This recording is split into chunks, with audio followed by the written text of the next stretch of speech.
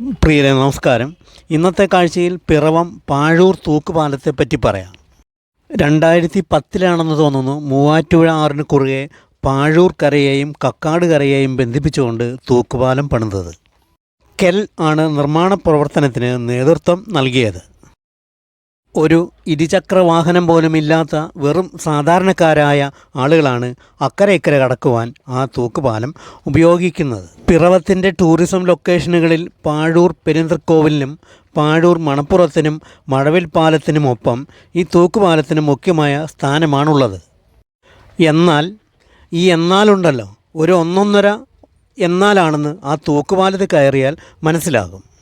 നിർമ്മാണം കഴിഞ്ഞ് പറയത്തക്ക മെയിൻ്റനൻസ് ഒന്നും ചെയ്യാത്ത ഈ തൂക്കുപാലം തികച്ചും നാശത്തിൻ്റെ വക്കിലാണ്.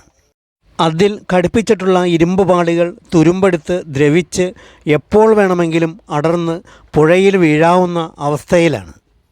ഈ പാലത്തിൻ്റെ ദുരവസ്ഥ പലവട്ടം സമീപവാസികൾ അധികാരികളെ അറിയിച്ചിട്ടും വേണ്ടത്ര പ്രതികരണം ഉണ്ടായില്ല എന്നാണ് അവർ പറഞ്ഞത്.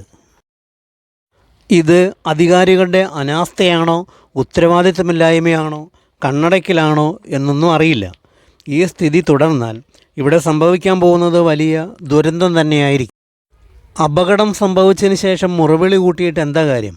ജനങ്ങളുടെ ജീവനും ആയുസ്സിനും സാമൂഹ്യ സുരക്ഷയിലും ആശങ്കയുള്ള ഒരു ജനപ്രതിനിധിയാണ് അവിടെ ഉണ്ടായിരുന്നതെങ്കിൽ ഈ തൂക്കുപാലം ഇത്ര വേഗം നശിക്കില്ലായിരുന്നു. ഇതിനെയാണ് കണ്ണില്ലാത്ത അനാസ്ഥ എന്ന് പറയേണ്ടത്.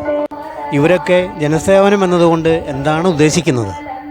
ഇനി മറ്റൊരു കാഴ്ചയുമായി വരും വരേക്കും എല്ലാവർക്കും നന്ദി, നമസ്കാരം.